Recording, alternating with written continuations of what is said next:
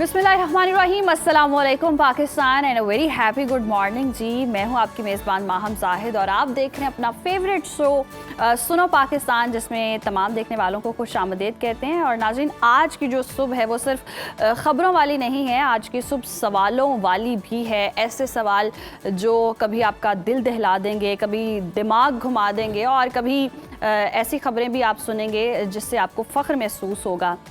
Iran की अगर हम बात करें तो उसने अमेरिका को बड़ी धमकी दे डाली है और ट्रंप कल से चीन का अहम दौरा भी करने वाले हैं। अब सवाल यहाँ ये है कि क्या दुनिया वाकई एक बड़े तसादुम के करीब पहुँच चुकी है।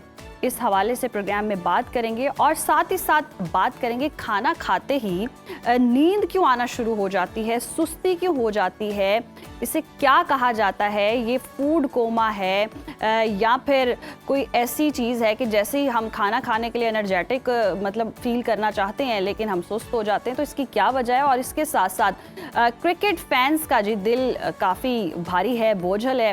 बांग्लादेश ने पाकिस्तान को पहली बार अपने होम ग्राउंड पर हरा दिया है। अब सवाल यहाँ ये है कि हमारी टेस्ट क्रिकेट जो है वो कहाँ खड़ी है, क्या ऐसी गलतियाँ कर रहे हैं। और उससे भी बड़ी खबर जी, कराची से ऐसी खबर आई है जिसको आई थिंक वो सुर्खियों की जिनत भी बनी हुई है। कल से ही पूरे मुल्क में कमज़ोर और ताकतवर की जो बहस छिड़ी हुई है, कोकेन नेटवर्क, शाहाना अंदाज, बग़ैर हथकड़ी अदालत पेशी। और आखिर सवाल ये होता है कि अनमोल उर्फ पिंकी मुलज़िमा थी या कोई वीवीआईपी थी, क्या सूरत हाल थी, इस पर भी बात करेंगे। और साथ ही साथ गुजरावाला के जी एक नौजवान हैं, बल्गारिया में उन्होंने तारीख रकम की है। और आखिर में एक ऐसी पाकिस्तानी तालिबा का कारनामा भी आपके सामने रखेंगे जिसने सिगरेट के कचरे को जी फैशन में बदल दिया है। जो अक्सर हम सड़कों पर देखते हैं जी, चीज़ समझी जाती है, गंदगी समझकर हम छोड़ देते हैं, आगे बढ़ जाते हैं, तो उनके जहन में ख्याल आया कि जी वो माहौल दोस्त लेदर बनाए इससे। बड़ी ज़बरदस्त बात है, इस पर भी रोशनी डालेंगे आज के प्रोग्राम में। और प्रोग्राम का बाकायदा आगाज़ कर लेते हैं, अपने पहले सेगमेंट की जानिब बढ़ते हैं। अमेरिका और ईरान दोबारा से तसादुम की तरफ बढ़ते हुए नज़र आ रहे हैं। मुज़ाकरात में डेडलॉक है, डायलॉग में नहीं बदल पा रहा ये जो डेडलॉक है। और ईरान अब धमकी ये दे रहा है कि अगर दोबारा उनकी सरजमीन पर हमला हुआ तो वो यूरेनियम की अफसूदगी को 90% तक ले जाएंगे, जिसका सादा सा मतलब ये है कि एटम बम बनाने की सलाहियत हासिल करना है। दूसरी तरफ गुज़श्ता रोज़ सदर ट्रंप ने अपनी पूरी नेशनल सिक्योरिटी टीम का हंगामी इजलास तलब किया और प्रोजेक्ट फ्रीडम जो है वो मेज़ पर दोबारा डिस्कस हुआ। दोबारा फ़ज़ाई हमलों जैसे ऑप्शंस पर गौर किया जा रहा है। और इस दौरान अमेरिका की एटमी आबदोज़ का जिब्राल्टर पहुंचना वाज़े पैगाम है कि मुज़ाकरात की बजाय जंग का दायरा जो है वो फैल रहा है। लेकिन सबकी नज़रें ट्रंप के दौरे चीन पर भी हैं कि क्या बीजिंग इस जंग को रुकवाने के लिए अपना असर रसूख जो है वो इस्तेमाल करेगा।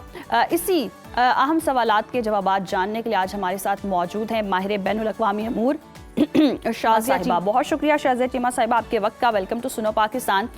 ईरान और अमेरिका अपने मौक़िफ़ से किसी सूरत में हम देख रहे हैं पीछे हटने को तैयार नहीं है, तो क्या हम एक ऐसी जंग की तरफ बढ़ रहे हैं जिसका कोई इख्तिताम नज़र नहीं आ रहा?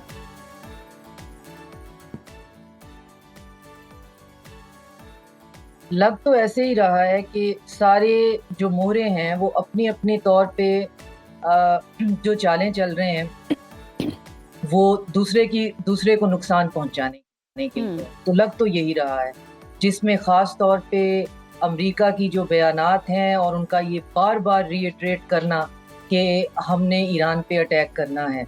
एक दफ़ा भी उन्होंने ये 100% श्योरिटी के साथ नहीं कहा कि हम निगोसिएशन में इंटरेस्टेड हैं और हम आगे जो है बात को मुज़ाकरात की तरफ लेके चलेंगे। वो हमेशा टेबल पे ये चीज़ रखते हैं कि जी अटैक जो है उसकी कोई ना कोई सूरत हो सकती है और हम कर सकते हैं और यही हमारा जो है वो प्लान बी भी हो सकता है।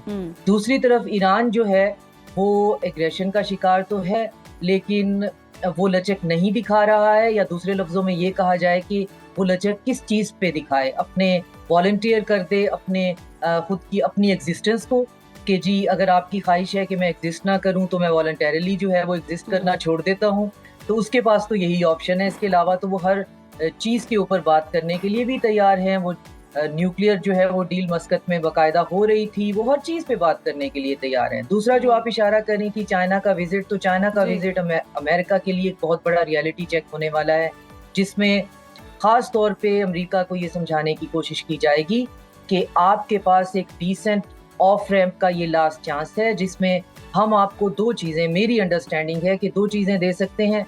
एक ये कि हम आपको एक JCPOA 2.0 जो है वो दे सकते हैं, और लेकिन वो ट्रंप को बिल्कुल सूट नहीं करती, क्योंकि उनका ख्याल है कि बराक ओबामा ने एक बहुत ही फजूल किस्म की डील की थी और वो उससे बहुत कुछ न्यूक्लियर एनरिचमेंट के मामले पे ले जा सकते हैं। तो चाइना एक तो ये ऑफर कर सकता है, और दूसरा ये कि स्ट्रेट ऑफ हॉर्मुज के ऊपर हम कोई कंसोर्शियम या सिंडिकेट बनाएंगे, उसको ऑपरेशन करेंगे, और आप इसमें रिटोरिकल विक्ट्री ये लेके जा सकते हैं कि आप कह दीजिए कि ये ईरान के कंट्रोल में नहीं है, तो ये सो एंड सो कंट्रीज मिलकर एक कंसोर्शियम चला रहे हैं और इसको ऑपरेशनल कर रहे हैं।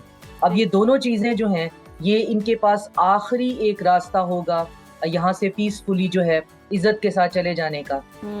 लेकिन इसमें भी इशू ये होगा कि अमेरिका वापस जाकर अगर अपने जो इनके हल्के हैं, ख़ास तौर पे एक्सट्रीमिस्ट हल्के हैं जो ईरान का हतमी हल चाहते हैं, वो इन दोनों चीज़ों को एक्सेप्ट नहीं करेंगे, और इसके ब्लूप्रिंट हम ऑलरेडी देखना शुरू हो गए हैं। कल जो है वो CBC न्यूज़ ने एक आर्टिकल जो है वो छापा है पाकिस्तान को टारगेट करते हुए कि यहाँ पे जनाब ईरानियन जहाज़ और ईरानियन पता नहीं क्या क्या हम अपने पास सेफ बना के रखे हुए हैं।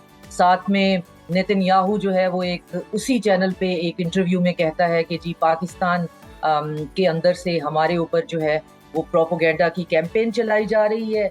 और तीसरा जो है वो लिंडज़ी ग्रैहम जो है वो सुबह ये फरमाते हुए पाए गए हैं कि अगर जो है मीडिएटर जैसे कि पाकिस्तान वो बायस्ड है, पार्शल है, तो फिर हमें मीडिएटर बदलने की जरूरत है। तो यहाँ पे हमारे अंडरस्टैंडिंग की, हमारे पासिंग की बात ये है कि इसराइल नहीं चाहता है कि ये निगोशिएशन आगे चले, और इसराइल खास तौर पे नहीं चाहता है कि पाकिस्तान उसमें शामिल रहे, और उन्होंने एक फुल फ्लेज कैंपेन स्टार्ट कर दी है, और उसका जवाबी कैंपेन हमें भी अपने मीडिया पे जवाबी बयानात भी सामने आ रहे हैं कि जंग बंदी होती हुई नजर नहीं आ रही है, जंग खत्म नहीं होगी, इस तरह के बयानात भी हम देख रहे थे। अगर ईरान की बात करें, 90% यूरेनियम अफजूदगी की बात करना, आपको क्या लगता है कितना बड़ा ये खतरा हो सकता है, और क्या ईरान वाकई एटमी हथियार बनाने के करीब पहुंच चुका है, या ये महज एक सिफारती दबाव बढ़ाने का तरीकाकार है?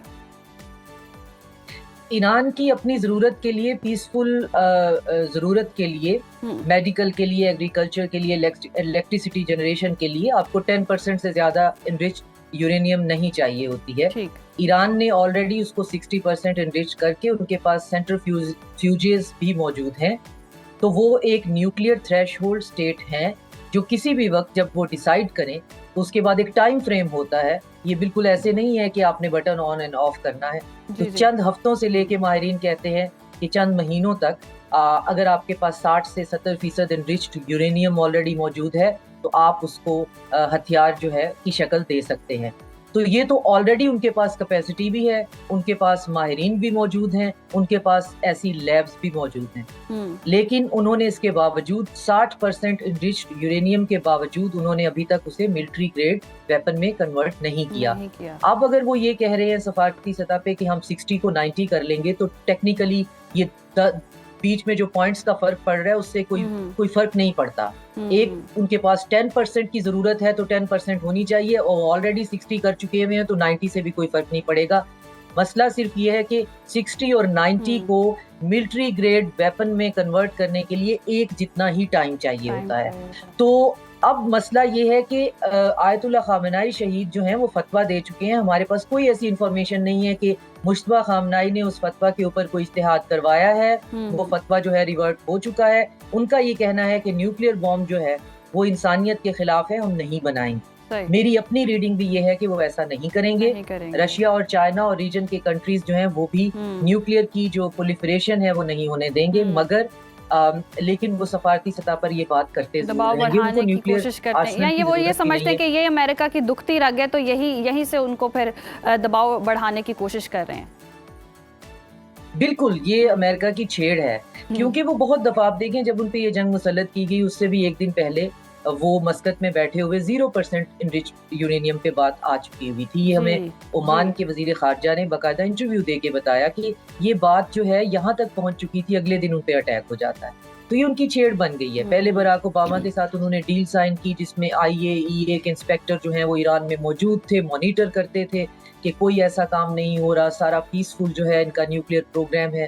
उसको ट्रंप ने जो है बिल्कुल कहा कि मैं इसको मानता ही नहीं हूँ, ये बेकार डील है, क्योंकि ईरान पे अटैक के लिए उनको कोई जवाज़ चाहिए था। उस जवाज़ की फ्राहमी के लिए वो डील ख़त्म होनी थी। कि डील ख़त्म हो गई है तो अब फिर मुड़ के कहते हैं हमें वही डील चाहिए, और वो एक ऐसी डील जो कि न्यूक्लियर बनाने में ईरान इंटरेस्टेड नहीं है। और यही डील ट्विस्ट होकर इनकी छेड़ बनते हुए चाइना जो है इनको प्लेटर में रख के पेश करेगा कि जी अब ये डील हम आपको दोबारा करवा के देते हैं। ईरान तो नहीं मान रहा, लेकिन हम आपको करवा के देते हैं। सही। अच्छा शाजिद साहिबा, जिस तरह से हम देख रहे हैं एक इमेज बनता जा रहा था कि कहीं ना कहीं मुज़ाकरात का दोबारा दौर चलेगा और इस्लामाबाद उसका मरकज़ होगा और नतीजा खेज़ मुज़ाकरात हो सकते हैं, लेकिन फिर दूसरी तरफ से जंग की सूरत हाल बन जाती है। सदर ट्रंप एक तरफ से जंग ख़त्म करने की बात कर देते हैं, दूसरी तरफ से जौहरी आबदोज़ भेजकर हमलों की तैयारी के हवाले से जो बातें हैं वो सामने आना शुरू हो जाती हैं। तो क्या ट्रंप दोबारा से कोई फौजी कार्रवाई का इरादा रखते हैं या इस तैयारी में हैं? बिल्कुल रखते हैं, और बाकायदा वहाँ पे ये बात हो रही है। वो खुद अपने मुंह से बहुत कैटेगोरिकली 3 से 4 दफ़ा ये कह चुके हैं, अपनी सोशल मीडिया पोस्ट पे नहीं, जहाँ पे वो कुछ भी कहते रहते हैं और फिर हम उन पे ज़्यादा तबसरा नहीं करते। वो बाकायदा बैठकर इंटरव्यूज़ में जो है ये बात कर चुके हैं कि ये उनका प्लान बी है और ये उनका विक्ट्री प्लान है। तो ये चीज़ तो बहरहाल मौजूद है, और ये क्यों मौजूद है? क्योंकि उनके अंदर जो है इज़राइल, जब हम इज़राइल कहते हैं तो इज़राइल से मुराद वो अपार्टाइड सेटलर कॉलोनी नहीं है। तो इज़राइल से मुराद हमेशा ये होती है वो ज़ायनिस्ट और वो यहूदी जो हैं, जो पूरी दुनिया के अंदर जो हैं बहुत मालदार हैं और उनका बहुत इन्फ्लुएंस है, और वो इज़राइल के साथ सिंपैथी रखते हैं और वो चीज़ों को तोड़ने मरोड़ने की उनके पास काबिलियत और सलाहियत है, और अमेरिका की पूरी जो है एडमिनिस्ट्रेशन उनके कब्जे में है। तो वो ये नहीं चाहते हैं। एक हिब्रू मीडिया में एक आर्टिकल छपा है जिसका टाइटल था कि the war which was never fought. तो उनका ये कहना है कि जंग हमें वो चाहिए थी जिसमें हमें ईरान का सीरिया वाला सोल्यूशन चाहिए था, और अगर सीरिया सोल्यूशन या लीबिया सोल्यूशन नहीं मिला तो वो जंग लड़ी ही नहीं गई। हमें ये जंग नहीं चाहिए थी, ना आपकी डील्स चाहिए, ना हमें जीरो एनरिचमेंट चाहिए, ना नॉन जीरो चाहिए, हमें ईरान के टुकड़े चाहिए और वहाँ पे अपना एक पपेट चाहिए। तो ये प्रेशर ट्रंप पे रहेगा, और ट्रंप इसी बदहवासी में कभी कुछ कहते रहेंगे। और साथ में अब ये जो एक और सिनिकल कैंपेन शुरू हो गई है कि जो निगोशिएटर हैं, जो ऑनेस्टली इस मसले का हल चाहते हैं, उनके खिलाफ एक कैंपेन शुरू हो गई है जिसमें टारगेट पे चाइना और पाकिस्तान है। तो हमें इसके जो है वो काउंटर नैरेटिव के तौर पे फौरन जो है वो मैदान में उतर जाना चाहिए, मैदान में उतर जाना चाहिए। और शाजिद साहिबा, जिस तरह से हम देख रहे हैं पाकिस्तान मरकज़ रहा और बड़ी कोशिशें की गई सालिसी का किरदार अदा करने की भी, और किया भी जा रहा है। अब चीन की तरफ सारी नज़रें जो हैं वो जम गई हैं। अमेरिकी सदर ट्रंप जो हैं वो कल से चीन का दौरा कर रहे हैं। चीन अपनी तवानाई की ज़रूरियात के लिए आपने हुर्मुज़ पर इन्हिसार करता है। तो क्या सदर शी जिनपिंग ट्रंप को ईरान के ख़िलाफ़ कोई बड़ी फ़ौजी कार्रवाई से रोकने में कामयाब हो सकते हैं, इन केस अगर वो फौजी कार्रवाई की तैयारी में हैं? और जिस तरह से आप भी बता रही हैं कि माइट भी पॉसिबल, ऐसा हो भी सकता है, क्योंकि कितनी बार वो कह भी चुके हैं ये बात। चीन जो है उनकी पॉलिसी नहीं है, वो फिजिकली तो इंटरवीन नहीं करेंगे, लेकिन बाकी हर तरीके से वो ईरान की सपोर्ट भी कर रहे हैं और इससे ज़्यादा भी सपोर्ट करेंगे, और अमेरिका को भी बता देंगे, क्योंकि अमेरिका का ट्रेड जो है वो चाइना के साथ बहुत ज़्यादा है। वहाँ से उनको क्रिटिकल मिनरल्स भी चाहिए होते हैं। जब टैरिफ लगाए थे ट्रंप ने तो उन्होंने यहाँ से अपना क्रिटिकल मिनरल्स बैन कर दिए थे, तो पूरा उनका मिलिट्री इंडस्ट्रियल कॉम्प्लेक्स, पूरे का पूरा उनका जो आईटी का सेक्टर है वो बिल्कुल कोलैप्स हो जाता है। तो चाइना के पास लेवरेज बहुत है, काइनेटिकली जंग में उतरने के अलावा भी उनके पास बहुत लेवरेज है अमेरिका के ऊपर। तो वो अमेरिका को सिर्फ ये कहेंगे कि आपको यहाँ से जाने का रास्ता हम प्रोवाइड कर रहे हैं वाया पाकिस्तान। पाकिस्तान इसके अंदर जो है आपको ये रास्ता समझा देगा, आप ये रास्ता ले लीजिए, और अगर आप ये रास्ता नहीं लेते तो फिर इस जंग को आपने जितना फैलाना है फैला लें, क्योंकि जंग जो है वो 2 सिस्टम की जंग है जो ऑलरेडी फैल रही है।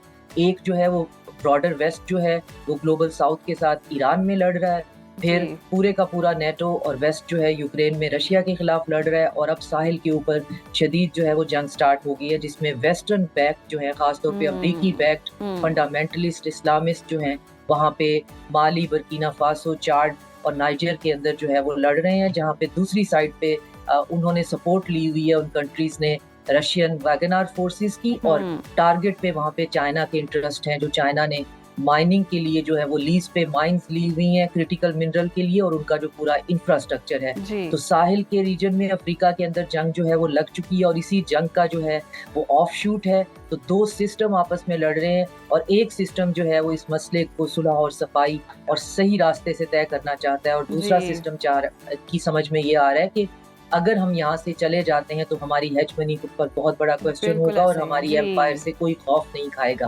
तो अब आपको सोचना ये है कि आप इसमें कब तक बीच में रह सकते हैं, और क्या आप यहाँ पे इतना धंस जाएं कि वापसी पे फिर आपको कोई एक बिल्कुल सूरत हाल ये है कि कोई सेफ एग्जिट नज़र नहीं आ रहा है। बहुत शुक्रिया शाजिया चीमा साहिबा आपके वक्त का। और सूरत हाल ना ये कहीं एक तासुर बनता जो दिखाई दे रहा था कि मुज़ाकरात का दोबारा से दौर शुरू होगा, इस्लामाबाद मरकज़ होगा और मुज़ाकरात जो हैं वो नतीजा खेज़ निकलेंगे। लेकिन अब दूसरी तरफ से जो ख़बरें हम सुन रहे हैं वो यही है कि जंग की धमकियाँ दी जा रही हैं, फ़ौजी कार्रवाइयों की धमकियाँ दी जा रही हैं। ऐसे में सारी नज़रें जो हैं वो चीन पर जमी हुई हैं कि चीन क्या किरदार अदा कर सकता है इस जंग को रुकवाने का। क्योंकि अगर हम सूरत हाल देखें तो ये वाकई सिस्टम की जंग है, और अब सिस्टम भी ममालिक के सपोर्ट नहीं करते हैं इस जंग को। अगर ये जंग फैलती है तो खित्ते में जो पुरअमन जो हम देखते हैं कि सूरत हाल हो वो बनती हुई दिखाई नहीं दे रही है। तो वी होप अगेन, हम दुआ ही कर सकते हैं और उम्मीदें लगा सकते हैं किसी ना किसी तरह टेबल पर बैठकर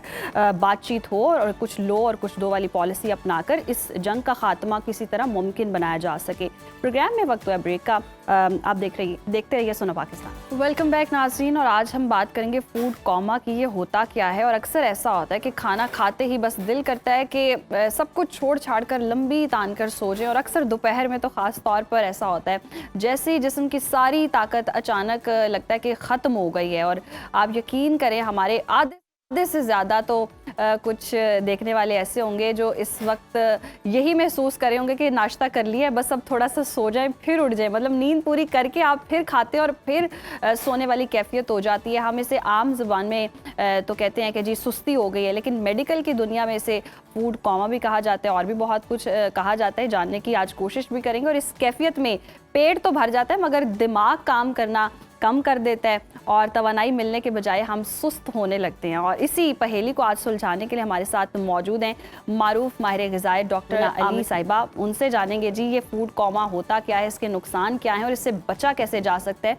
बहुत शुक्रिया आपके वक्त का। वेलकम टू सुनो पाकिस्तान। जिस तरह से हम देखते हैं कि अक्सर मतलब दोपहर में तो ख़ास तौर पर जब आपने बहुत खा लिया या नाश्ता नहीं किया, अपना ब्रंच आप मिक्स करके कुछ इस तरह से खा रहे हैं ब्रेकफास्ट, तो आप सोते ही सोते हैं। अभी सोकर उठे हैं, खाया और फिर सो गए। ये क्या वजह होती है, क्यों इतनी सुस्ती होती है खाने के बाद? बिल्कुल Maham, thank you so much. सबसे पहले तो बिल्कुल आपने ऐसा फूड कोमा का जिक्र किया कि खाया और फिर सो गए और फिर उठे, खाया, फिर नींद की कैफियत। तो बिल्कुल इसको फूड कोमा तो कहा जाता है, लेकिन हमारी मेडिकल ज़ुबान में इसको पोस्ट मील ड्राउजीनेस कहा जाता है। यानी कि आप जब बहुत भारी खाना या बहुत ज़्यादा खाना खाते हैं तो एक आपकी बॉडी में कुछ ऐसे प्रोसेसेस, कुछ अमल होते हैं। जैसे एक तो ये कि आपके कुछ स्लीप हार्मोन्स हैं, सेरोटोनिन है, मेलाटोनिन है, वो रिलीज़ होना शुरू हो जाते हैं, जिसकी वजह से नींद आने लग जाती है। दूसरा ये कि जितना हैवी और जितना ज़्यादा खाना खाएंगे तो दैट मीन्स कि आपके गट के ऊपर उतना प्रेशर बिल्ड हो रहा है उसको हज़म करने के लिए। तो ब्लड का फ्लो जो है वो भी आपके गट की तरफ ज़्यादा होगा, और दिमाग थोड़ी देर के लिए आपका सुस्ती वो उसका शिकार हो जाता है। तो ये कुछ साइंटिफिक वजूहात हैं जिसकी वजह से हम कहते हैं कि गनूदगी हो रही है, सुस्ती हो रही है। अब अगर कभी कभार ये कैफियत होती है तो वो नॉर्मल है, लेकिन अगर आपको हर खाने के बाद ही ऐसा महसूस हो रहा है तो दैट मीन्स कि आपको डॉक्टर से कंसल्ट करने की ज़रूरत है। अच्छा, ये तो है कि हम लोग अगर बहुत खा रहे होते हैं तो उसके बाद सुस्ती होती है। समटाइम्स ऐसा होता है कि अगर खाली पेट है तो भी अगर हमने मतलब दोपहर में जाकर ब्रेकफास्ट नहीं किया, दोपहर में जाके खाया, तो भी इस तरह की कैफियत हो सकती है। बिल्कुल। देखिए ये जो चीज़ होती है फूड कोमा या सुस्ती कह लें, एक तो ये कि डिफरेंट वजूहात हो सकती हैं। कुछ लोगों में डेफिशिएंसीज, जिस तरह ख़वातीन में अक्सर आयरन की डेफिशिएंसी होती है, एनीमिया होता है। तो दैट मीन्स के क्योंकि आयरन आपकी ब्लड बनाने के लिए ज़रूरी है, आप और उससे आपको ऑक्सीजन भी मिलती है। तो जितनी उसकी कमी होगी तो ऑक्सीजन की भी कमी होगी, थकावट का शिकार आप रहेंगे। इसके अलावा ये कि और आपका ओवरऑल लाइफस्टाइल जो है, अगर आपकी नींद सही तरह से पूरी नहीं होती, आप प्रॉपर 7-8 घंटे की नींद नहीं लेते, आपकी कोई फिजिकल एक्टिविटी नहीं है, तो आपकी बॉडी जो है ना वो हर वक्त स्ट्रेस में उसका शिकार रहती है, मेटाबॉलिज्म का प्रोसेस आपका स्लो डाउन हो जाता है, तो उसकी वजह से ये सुस्ती की कैफियत रहती है।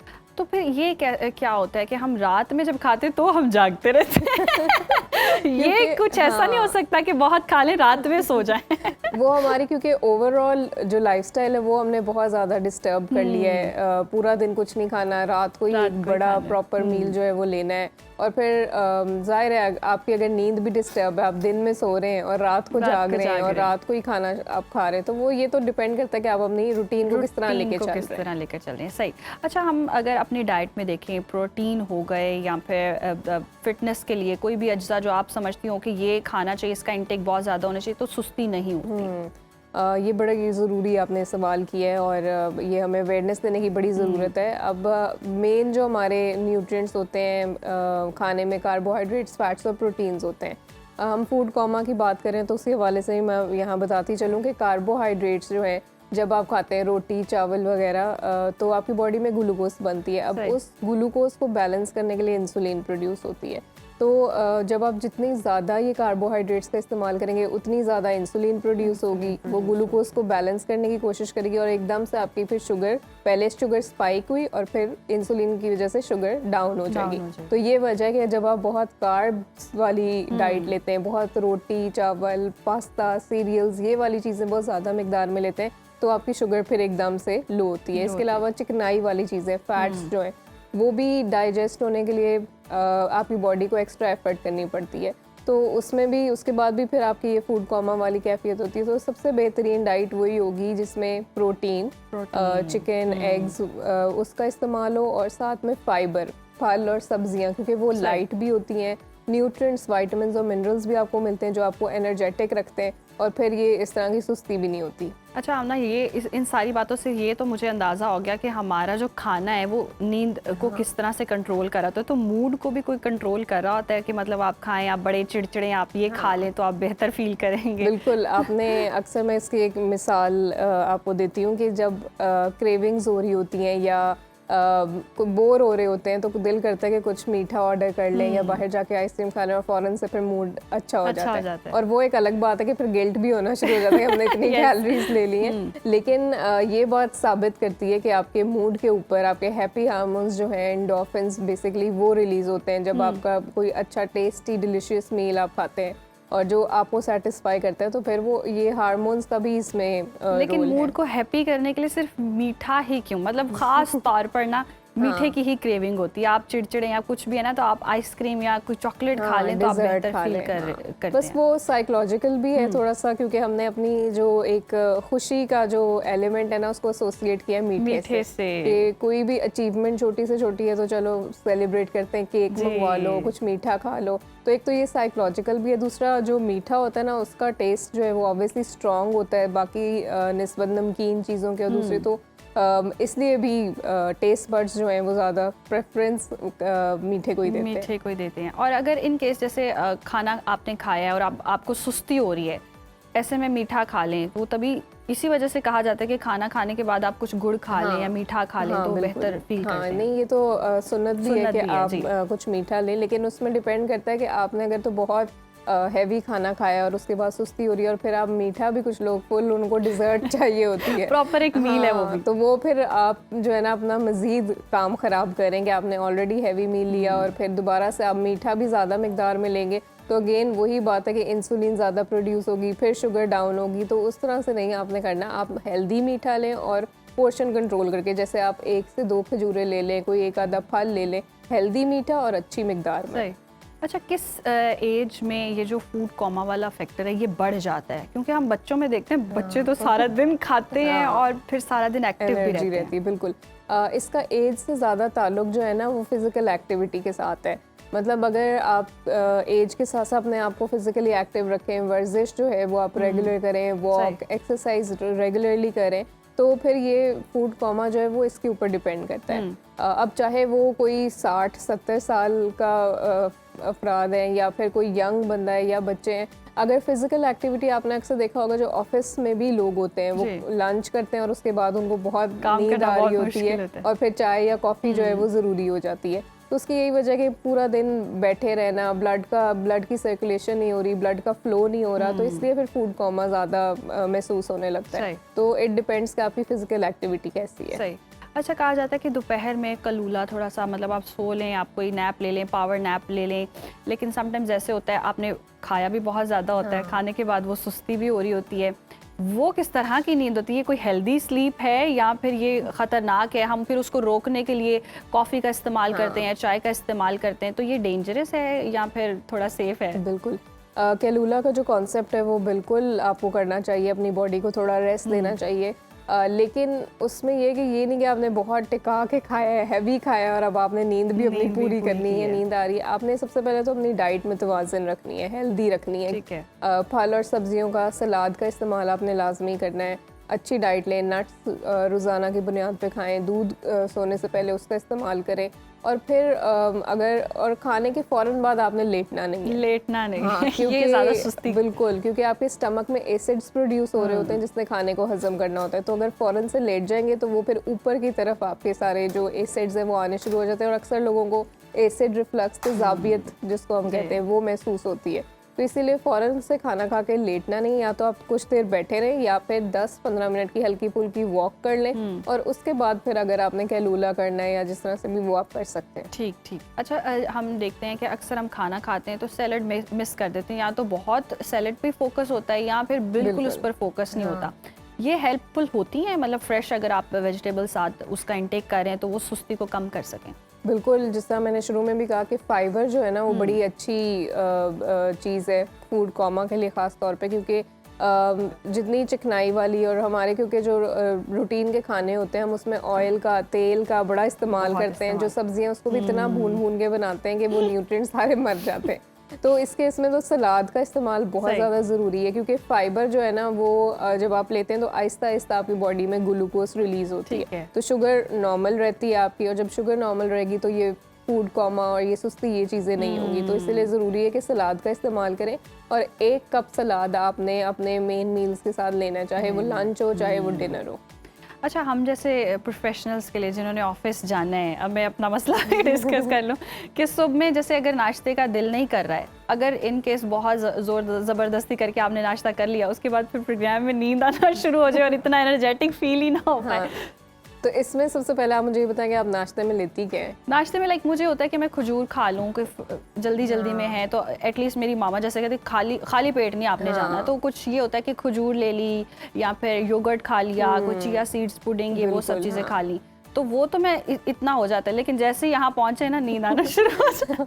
उसमें एक तो ये कि आपको अगेन पूरा 80% तो डाइट है, लेकिन ओवरऑल लाइफस्टाइल भी अपना देखना है कि आपकी नींद के कितने घंटे आप सो रही हैं, नींद आपकी कैसी है, हाइड्रेशन, पानी आप कितना पी रही हैं, वर्जिश आप कितनी कर रही हैं, और उसके साथ फिर आपने डाइट देखनी है। अब डाइट में जिस तरह हम ऑफिस गोइंग लोगों की बात कर लें तो कोशिश ये करें 5 से 6 मील्स आपने दिन में लेने, छोटे छोटे मील्स वक्फे से, मतलब एक टाइम पे आपने बहुत सारा नहीं खा लेना, बल्कि आपने उसी मील को थोड़े थोड़े हिस्सों में डिवाइड कर लेना है। जिस तरह आप कह रही हैं कि सुबह नाश्ता कुछ ना कुछ खाएं, अब सुबह खास तौर पे जो सुबह से लेकर दोपहर तक का टाइम होता है सबसे ज़्यादा काम उस टाइम पे होता है, तो उस टाइम पे आपने न्यूट्रिएंट रिच डाइट लेनी, कैलोरीज वाली डाइट नहीं लेनी। न्यूट्रिएंट्स में जैसे फलों का इस्तेमाल करें, अब जैसे आप नाश्ता करके आई हैं और अगर आपको भूख लग रही है तो आप फिर फ्रूट्स खा सकती हैं, या फिर अपने साथ नट्स रखें, आप नट्स खा सकती हैं।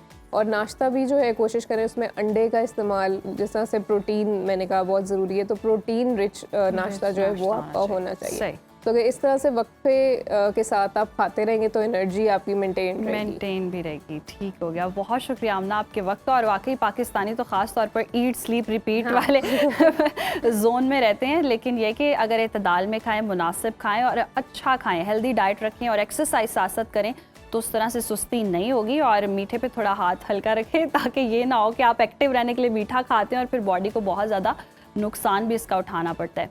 तो अपना बहुत ख्याल रखें। अभी वक्त ब्रेक का, देखते रहिए सुनो पाकिस्तान। एक बार फिर से प्रोग्राम में आपको खुशामदीद कहते हैं और कुछ खेल की बात कर लेते हैं। और ढाका टेस्ट का स्कोर कार्ड देखकर तो मुझे यकीन ही नहीं आया कि ये क्या हो गया है। 268 रन का हदफ कोई इतना बड़ा नहीं था कि हमारी पूरी बैटिंग लाइन सिर्फ 163 रन पर ढेर हो जाती है। ये सिर्फ एक मैच की हार नहीं है, बल्कि बांग्लादेश ने हमारे खिलाफ फतुहात की हैट्रिक मुकम्मल कर लिया, यानी पहले पाकिस्तान में आकर हमें हराया और अब अपनी सरजमीन पर भी पहली बार हमें टेस्ट मैच में जी शिकस्त दे डाली है। और साफ नज़र आ रहा है कि बांग्लादेशी क्रिकेट जो है वो ऊपर जा रही है और हमारी टीम का ग्राफ तेज़ी से नीचे गिर रहा है। शेर बंगला स्टेडियम में पाकिस्तानी बल्लेबाज ऐसे बेबस नज़र आए जैसे पहली बार टेस्ट खेल रहे हों। ये क्या सूरत हाल बनी है, कैसे हमारी जो है वो क्रिकेट टीम इम्प्रूवमेंट लाएगी, इस पर हम बात कर लेते हैं। सीनियर स्पोर्ट्स तजियाकार सैनी साहब हमारे साथ मौजूद हैं। बहुत शुक्रिया आपके वक्त का। ये क्रिकेट की क्या सूरत हाल बनी हुई है, आपके नज़दीक आपको क्या लगता है इस टेस्ट मैच में पाकिस्तान की जो शिकस्त है उसकी बड़ी वजह क्या है? सबसे पहले तो माम आपको अस्सलाम वालेकुम। और आपने कहा कि ढाका में 268 रन पाकिस्तान टीम नहीं कर सकी, आपको बड़ी हैरानगी हुई, आप हैरान रह गई, आप परेशान हो गई। और उज़ैर तो आज छुट्टी पर ही चले गए अकेले। उन्होंने आपको ये जिम्मेदारी सौंप दी। उज़ैर बस थोड़ा सा बेहतर फील नहीं कर रहे थे तो रुखसत पर है, इंशाल्लाह वो जल्दी ठीक हो जाएंगे तो ज्वाइन करेंगे। चलें, बहुत शुक्रिया।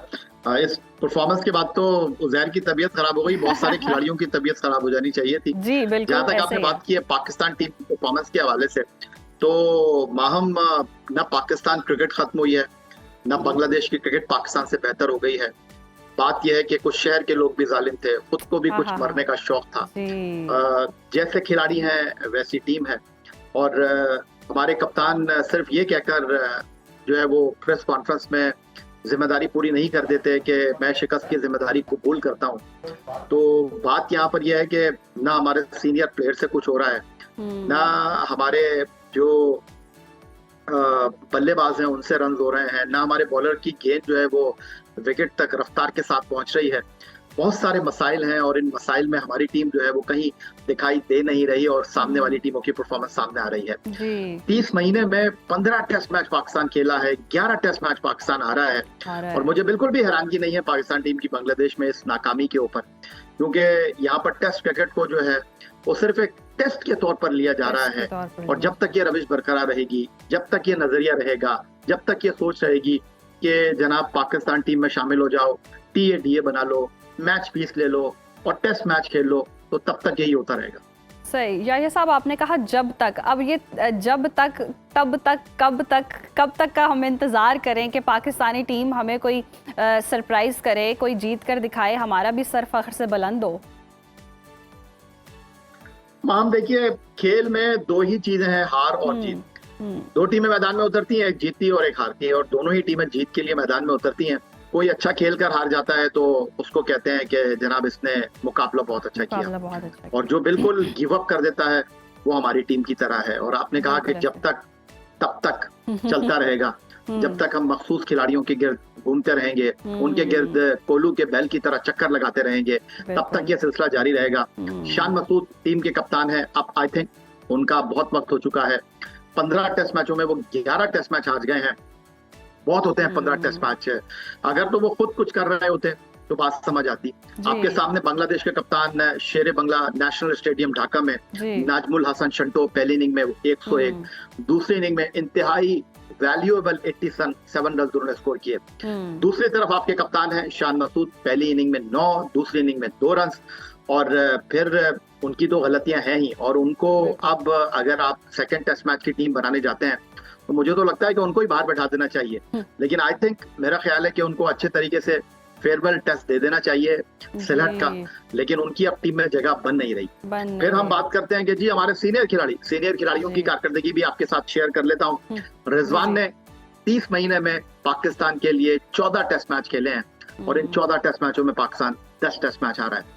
जिस तरह रिजवान ने गैर जिम्मेदारी का मुजाहरा किया, विकेटों के पीछे स्टंप छोड़े, कैच छोड़े, और जिस तरह पहली इनिंग में गैर जरूरी शॉट खेलते हुए सेकंड इनिंग में बॉल को लेफ्ट करते हुए आउट हुए, आई थिंक उनको थोड़ा वक्त देना चाहिए और उनको अब क्रिकेट से ब्रेक दे देनी चाहिए, जिस तरह आपने T20 क्रिकेट से उनको ब्रेक दिया। फिर आ गए जनाब बाबर आजम, उनकी इंजरी के ऊपर सवाल बरकरार है। मैं शक नहीं कर रहा, मैं सवाल नहीं उठा रहा, लेकिन जिस तरह वो इंजर्ड हुए, फिर तीसरे दिन वो नेट पर बैटिंग करते हुए दिखाई दिए, सवाल तो जहन में उभरेंगे। लेकिन क्या वो अगर टीम में होते तो पाकिस्तान टीम जीत जाती? तो इसका भी जवाब मैं आपको दे देता हूँ। बाबर आजम ने 30 महीने में 12 टेस्ट मैच खेले हैं, 10 टेस्ट मैच हारा है पाकिस्तान। तो वो कोई इतना सूरमा नहीं है कि वो वापस आएंगे तो पाकिस्तान की टीम जो है वो जनाब जीत के शादियाने बजाने लग जाएगी। शाहीन शाह अफरीदी की भी बात कर लेते हैं, लगे हाथों। 30 महीने में शाहीन शाह अफरीदी की क़यादत में वो पाकिस्तान के लिए 7 टेस्ट मैच खेले हैं और 7 के 7 टेस्ट मैच पाकिस्तान हारा है। 16 विकेटें उनके क्रेडिट पर हैं। तो भाई अब बहुत हो चुका।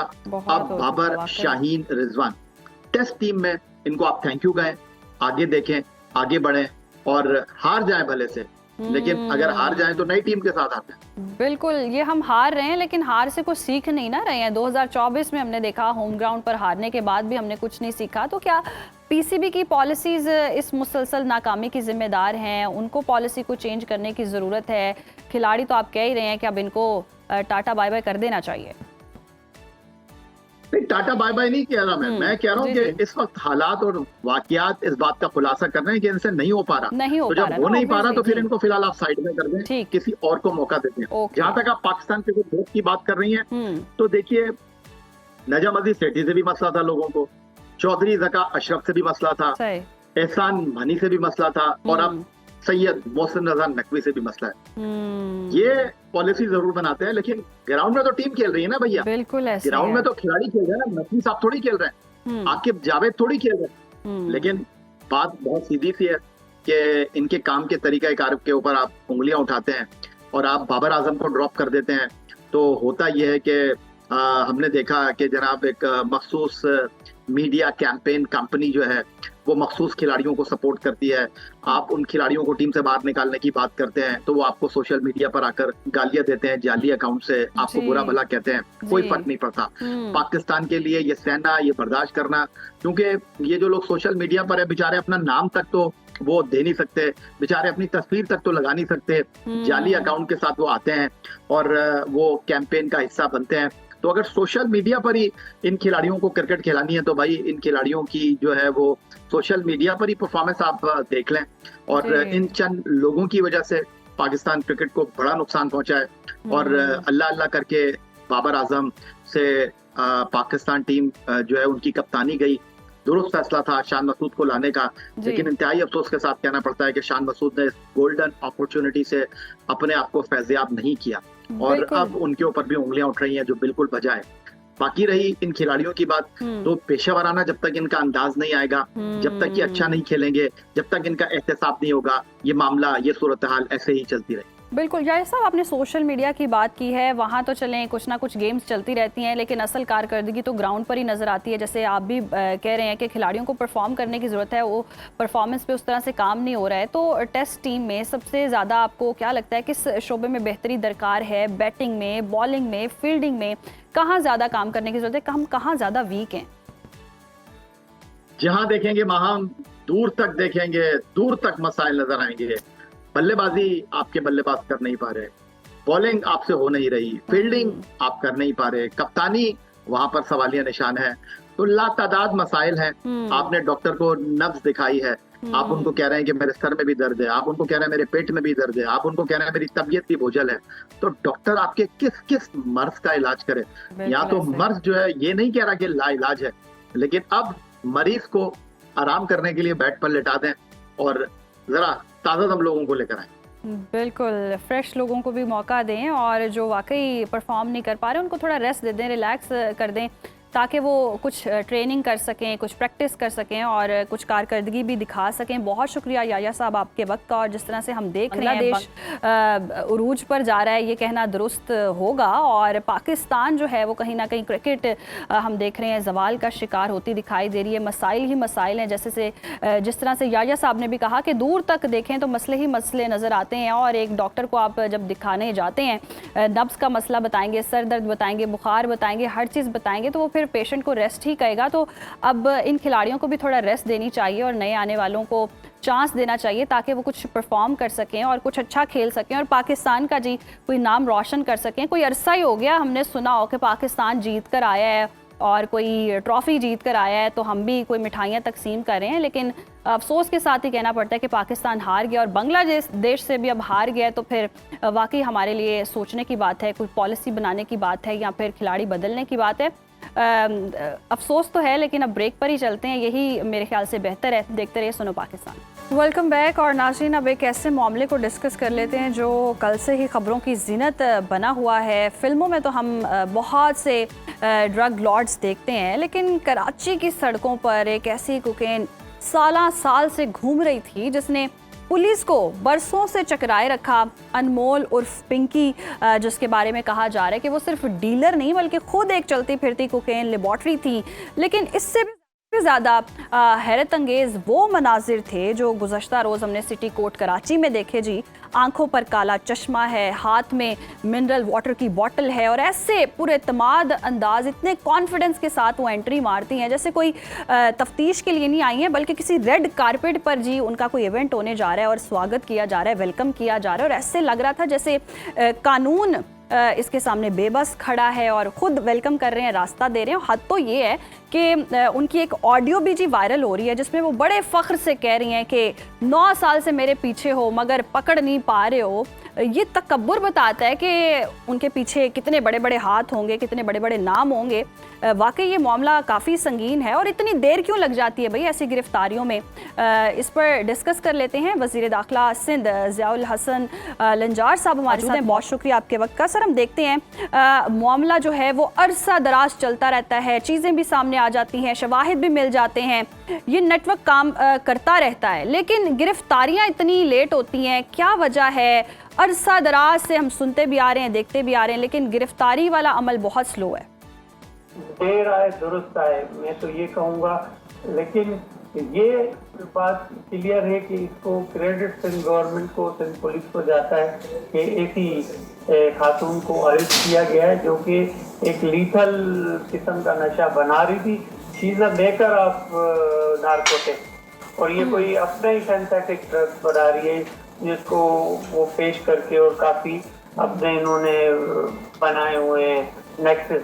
तो ये अरेस्ट करना ही एक इसका हमारे लिए खुशाइन बात है कि इस किस्म के लोग हम अरेस्ट कर रहे हैं और इस पर 0 टॉलरेंस है। सिर्फ अरेस्ट करना नहीं, जिम्मेदार हैं उनके खिलाफ फौरन कार्रवाई करें। बल्कि मैंने तो इसे एक कदम आगे उन्हें कहा कि इनको फौरन अरेस्ट करें कि ये अनप्रोफेशनल और ये मैं तो समझता हूँ कि इस तरह आपके जो मुझे फुटेजेस नजर आ रहे हैं आपके टीवी पे जी जी, इस तरह तो ये अगर स्केप भी हो जाती तो कोई इसमें शक नहीं था। और इतना अनप्रोफेशनल पुलिस की तरफ से तरीक़ेकार ये कभी कतई नाकाबिले कबूल है।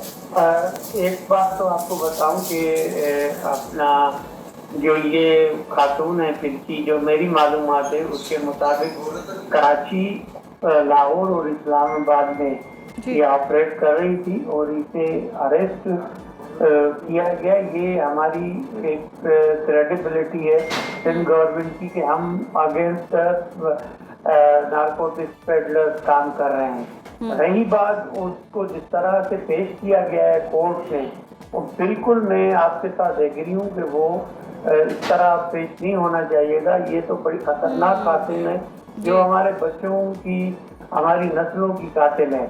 और मैं तो ये भी कहूँगा कि अगर पुलिस ने रिमांड मांगा था कोर्ट से तो कोर्ट को भी इसका ख्याल रखना चाहिए था कि इनका रिमांड जेल कस्टडी ना करते, बल्कि कम से कम किसी भी नॉर्मल से नॉर्मल केस में भी मैं एज ए लॉयर आपको बताऊंगा कि 24 आवर्स का जरूर कस्टडी मिलती है ताकि वो लीगली पुलिस उसकी इन्वेस्टिगेट कर सके।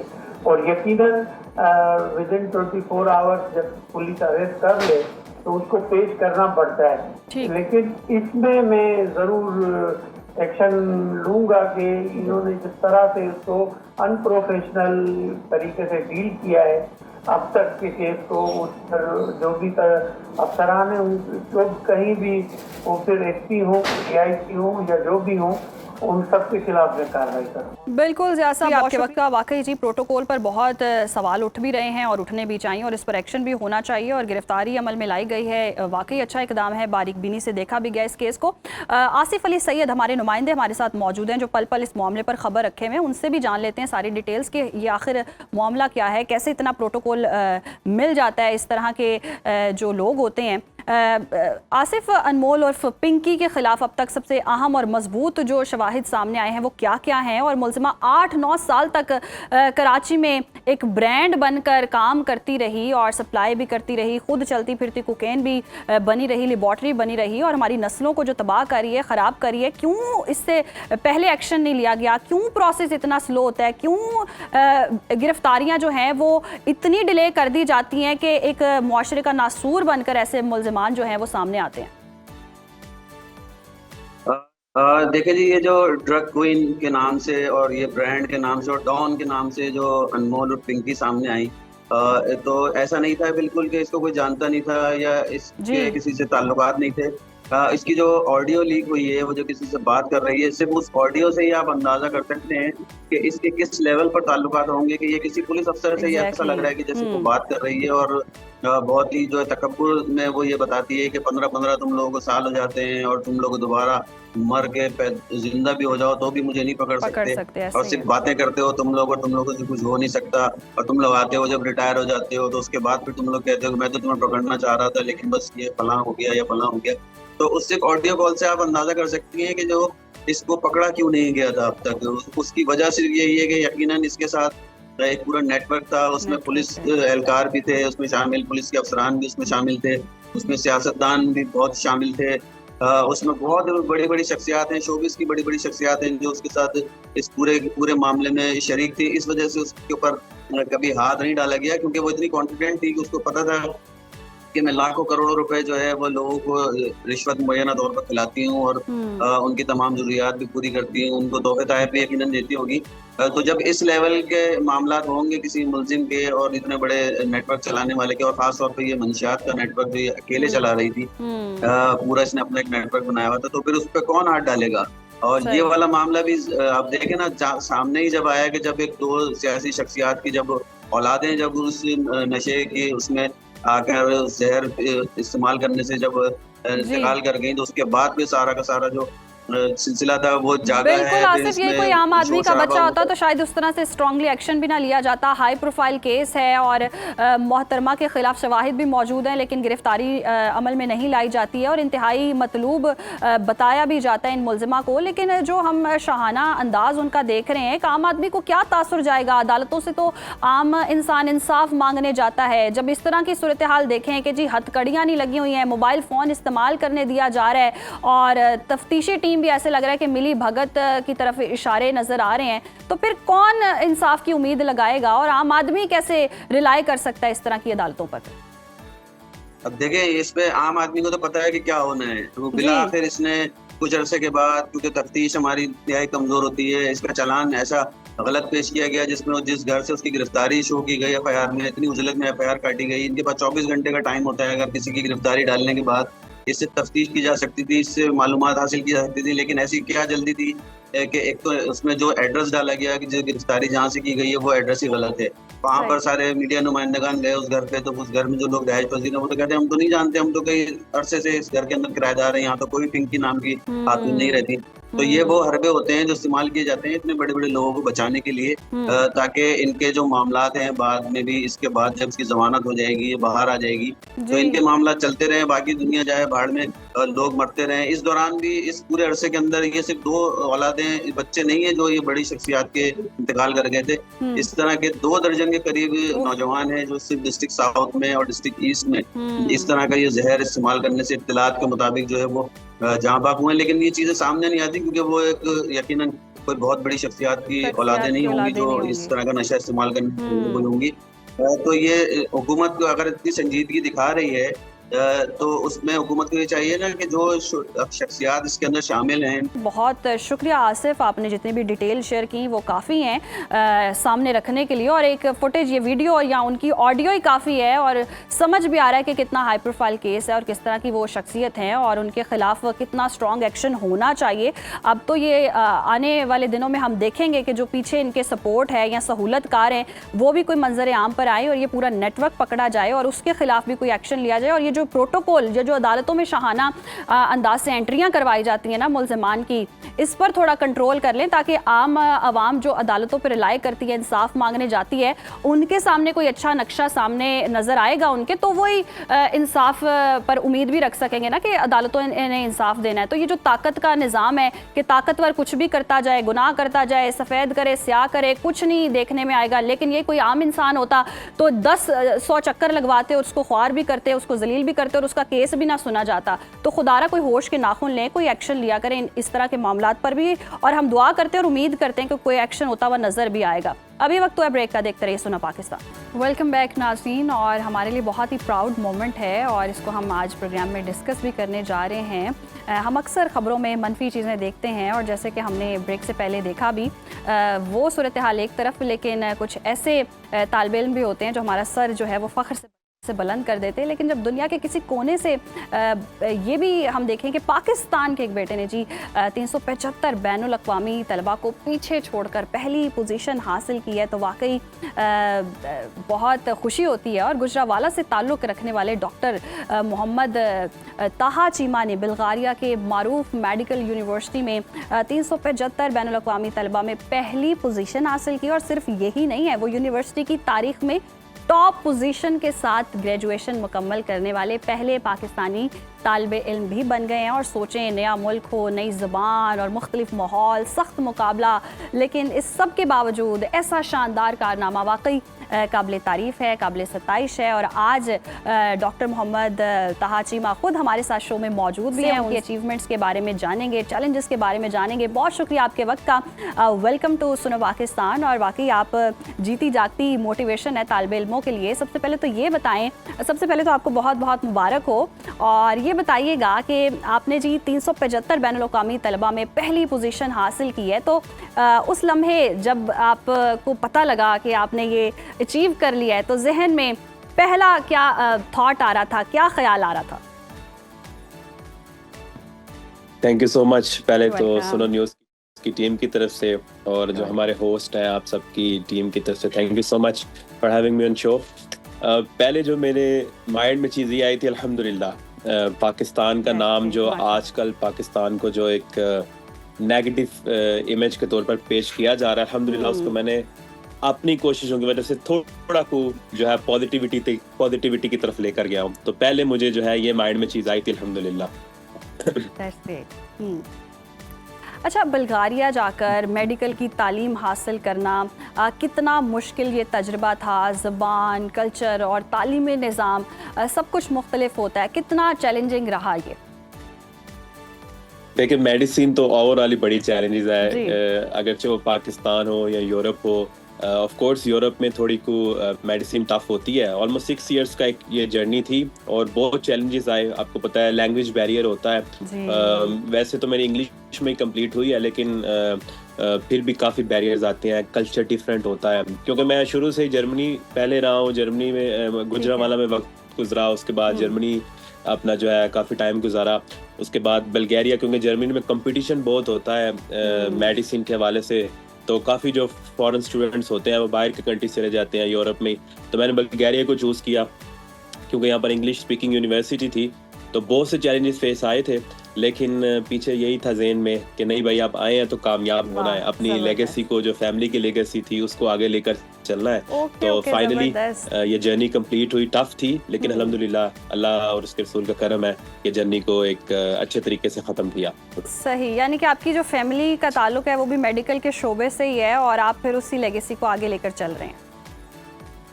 जी अल्हम्दुलिल्लाह, मेरी वालदा जो है वो भी मेडिकल के शोबे से हैं और इसी वजह से उनकी लेगेसी को कंटिन्यू करना था। सही, ज़बरदस्त। और फैमिली भी ऑब्वियसली फिर सपोर्टिव भी होगी जब एक लेगेसी लेकर बच्चा चल रहा है। और वाकई बड़ा ज़बरदस्त आपने काम किया। और सबसे ज़्यादा GPA हासिल करना यकीनी तौर पर आसान नहीं है। और मेडिकल की फील्ड में तो रोज़ाना कितना को आप पढ़ते हैं, क्या रूटीन है, कोई स्टडी प्लान भी हमारे साथ शेयर करें ताकि जो बच्चे रेस में थोड़े पीछे हैं वो भी आगे आ सकें।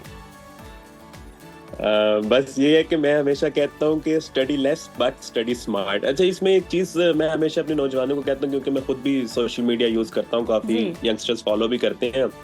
मैं पाकिस्तान में एक एजुकेशन का जो सिस्टम है ना हमारे, ऑफ कोर्स मैं उसको बुरा नहीं कह रहा, I highly admire Pakistani education, लेकिन जो पाकिस्तान में जो ये रट्टा सिस्टम है ना उसको मैं खत्म करना होगा। मतलब कि बुक्स का बोझ, बर्डन, और बिल्कुल जो एक्स्ट्रा कुरिकुलर एक्टिविटीज है ना माइंड रिफ्रेशमेंट के लिए, वो चीज़ नहीं है। अगर आप इसको कंपेयर इधर के एजुकेशन के साथ करें ना, ये नौजवान को किताबी कीड़ा नहीं बनाते। इनके साथ अगर इन्होंने जैसे कि सुबह मैं क्लासेस में गया हूँ ना, तो मैंने 1 बजे घर वापस आ जाना है, उसके बाद मैं फ्री हूँ, उसके बाद ये मुझे स्पोर्ट्स की क्लासेस जो कंपलसरी हैं, हमने स्पोर्ट्स कंपलसरी क्लास में जाना है। अगर मैं फिजिक्स की क्लास छोड़ सकता हूँ, मैं केमिस्ट्री की छोड़ सकता हूँ, लेकिन स्पोर्ट की क्लास में मुझे डेफिनेटली होना ही है। अगर मैं ना गया तो मुझे अटेंडेंस नहीं मिलेगी और मैं एग्जाम्स के लिए नहीं जा सकता। तो ये चीज़ होती है कि आपने शुरू में जो मैंने कहा, study less but study smart. सही। टाइम मैनेजमेंट जो है बड़ा जरूरी होता है, और टाइम किस तरह आपने मैनेज करना है। आप कुछ स्टूडेंट्स होते हैं वो लाइब्रेरी जाकर पढ़ते हैं, मैंने मोस्ट ऑफ द टाइम घर में स्टडी कंप्लीट की, घर में अकेले पढ़ता था। ऑफ कोर्स आपको थोड़ा बहुत किताबी कीड़ा भी पढ़ना पड़ता है, लेकिन बात यही है कि माइंड जब तक आपका फ्रेश रहेगा ना, तो तब जो है आप किसी भी जितने मर्जी चैलेंजेस आए आप उनको फेस कर सकते हैं। सही, ज़बरदस्त, बिल्कुल ऐसा ही है। और तहा अगर पाकिस्तान में हम देखें ना, अगर मेडिकल की बात कर लें या CSS की बात कर लें या बहुत ज़्यादा स्टडी करने की बात करें, तो वो एक ऐसे ही एक स्ट्रेसफुल एनवायरनमेंट होता है, जैसे लगता है कि किताबी कीड़ा बन जाएंगे, बहुत पढ़ना पड़ेगा, सारी जो अपनी दूसरी एक्टिविटीज़ होती हैं उनको कॉम्प्रोमाइज़ कर देते हैं, सोशल लाइफ को कॉम्प्रोमाइज़ कर देते हैं। जिस तरह आप भी कह रहे हैं, आप सोशल मीडिया पर भी काफ़ी एक्टिव हैं, यंगस्टर्स जो हैं वो आपको फॉलो करते हैं, देखते हैं, तो वाकई आप एक ट्रू मोटिवेशन हैं। लेकिन आप किस तरह से फिर ये जो टाइम मैनेजमेंट है, जिस तरह से आप बता भी रहे हैं कि आपकी एक रूटीन होती है, स्टडी लेस और स्मार्ट तरीके से आपने स्टडी किया, तो कोई ऐसा भी मोमेंट ज़रूर आता है जब बंदा फील कर रहा होता है कि नहीं, शायद मैं ये नहीं कर पाऊंगा, कमज़ोर लम्हात होते हैं और कुछ लाइक आप बड़े डिप्रेसिव होते हैं, कुछ ऐसे भी मराहिल आए हैं जिनसे आप फिर गुजर कर आज वाकई वो खुशी हो रही होगी कि वाकई मैं तो एम ही परेशान हो रहा था? ऑफ कोर्स मैं अपनी लाइफ में 6 इयर्स की जर्नी में कोई एग्जाम फेल नहीं हुआ था। अच्छा। एक एग्जाम में फेल हुआ था, वो भी माइक्रोबायोलॉजी का एग्जाम था, काफी टफ एग्जाम था, जिसमें मैंने तो गिव अप करने को सोचा। मैंने कहा मैं जो है अब ये मेडिसिन नहीं कर सकता, लेकिन फिर मैं इकबाल का बहुत ज्यादा फॉलोअर हूँ, क्योंकि इकबाल भी जर्मनी आए थे, उन्होंने PhD की, मेरा घर भी उनसे बहुत करीब है, जहाँ पर अभी इकबाल का उन्होंने म्यूजियम टाइप घर बनाया हुआ। तो मैंने जब इकबाल को देखा, मैं कहा इकबाल भी तो जो वहां पर पढ़ के और पाकिस्तान के लिए काम करता है, और फिर पाकिस्तान हमें मिलता है। एक ड्रीम थी ना कायद आजम की और इकबाल की कि पाकिस्तान बनेगा, तो पाकिस्तान अल्हम्दुलिल्लाह बना। तो इकबाल का वो शेर भी था ना, खीरा ना कर सका मुझे जलवाए दानिश फिरंग, जब तक आपकी आंख का सुरमा मदीना और नजफ रहेगा ना। तो अगर आपके ज़हन में ये होगा कि मैंने अपने मुल्क के लिए करना है, तो फिर आप जो है गिव अप करना भी चाहे ना तो आप नहीं कर पाते, तो आप जो है उसको मैनेज किसी ना किसी कर लेते हैं। जैसे कि मैंने आपको एग्जांपल दिया कि मैं एक एग्जाम फेल हुआ, मैं जिंदगी में कोई एग्जाम फेल नहीं हुआ। वो जो स्पीच आपने सुनी होगी जो आजकल बड़ी वायरल चली है कि failure is nothing, of course हर हार के बाद एक जीत होती है। और फिर मैं जब देखता था कि ये टाइटल मुझे मिलेगा, डॉक्टर टाइटल, तो उसके लिए फिर दिन रात पढ़ना भी पड़ता है, अपनी टाइम मैनेजमेंट भी करना पड़ता है। जैसे आप वीकेंड पे बाहर चले जाते थे हम अपने दोस्तों के साथ, लेकिन जो अंडर द वीक था वो घर में बैठ के स्टडी करनी, एग्जाम से पहले जब आना, ऐसे ये पढ़ना पड़ता है, मेहनत करनी पड़ती है, और वो मेहनत का समर भी नजर आता है। और इतनी ट्रू इंस्पिरेशंस आपने जिनसे ली हैं वो वाकई बहुत काबिले तारीफ भी हैं, और पॉजिटिव माइंड के साथ आपने अपनी जर्नी शुरू की और माशाल्लाह से अब कामयाबियां भी समेट रहे हैं और आगे भी इंशाल्लाह समेटेंगे। बहुत मुबारक हो आपको। जाते जाते बस आप कोई टिप्स बता दें जो देखने वाले हैं, जो तलबा हैं जो स्ट्रगल कर रहे हैं या जो जर्मनी आकर पढ़ना चाहते हैं, उनको कोई टिप्स और ट्रिक्स बता दें तो अच्छा ही होगा। यही है कि रट्टे से बाहर आए, अपने आप को क्रिएटिव फील्ड में लेकर आए, क्रिएटिविटी को प्रमोट करें। जितने एजुकेशन में स्पेशली जो है इस आपके चैनल के through specially government of Pakistan से चाहूंगा कि जो आपके पास काबिल बच्चे हैं उनको प्रमोट करें। देखें इधर की जो गवर्नमेंट है वो अपने बच्चों को सपोर्ट भी करती है, प्रमोट भी करती है। इवन के जर्मनी की मेडिसिन टोटली फ्री है। अब ये पाकिस्तान में देखें तो लाखों में प्राइस एजुकेशन की चल रही है। तो एजुकेशन तो वैसे बच्चा जो है हासिल करके अपने मुल्क का नाम रोशन करता है, तो अपने बच्चे को क्रिएटिव माइंड बनाए। आपने ठीक पहले है। CSS के स्टूडेंट्स की बात की, जी। मैंने उस CSS के स्टूडेंट का मॉक इंटरव्यू भी सुना। अच्छा। यकीन करें उस मॉक इंटरव्यू से यही पता चल रहा था कि उसने पता नहीं कितनी किताबें रटी हुई हैं। किताबें रटी तो रट्टे से बाहर आए, क्रिएटिव माइंड बनाए। जब आप क्रिएटिव होंगे ना, आपको दुनिया भी जो है इकबाल की तरह मानेगी वाह। और फिर दुनिया आपको पहचानेगी भी इंशाल्लाह। बिल्कुल ऐसे ही है इंशाल्लाह। बहुत शुक्रिया था आपके वक्त का, और एक बार फिर से बहुत मुबारक हो आपको इस अचीवमेंट पर। और वाकई जी रट्टा सिस्टम से बाहर आए, कॉन्सेप्ट्स जब क्लियर होंगे, आप क्रिएटिव होंगे, स्टडी स्मार्ट वे जब आप यूज़ करेंगे तो वाकई कोई भी दुनिया की ताकत जो है वो आपको रोक नहीं सकते हैं। और वो कहते हैं ना, सितारों से आगे जहां और भी हैं तो कामयाबी आप समेट सकते हैं। आगे बढ़ते हैं नाजरीन। आजकल हम देखते हैं कि यही सुनने में आ रहा है कि हाय बकरा ले लो, वेड़ा ले लो।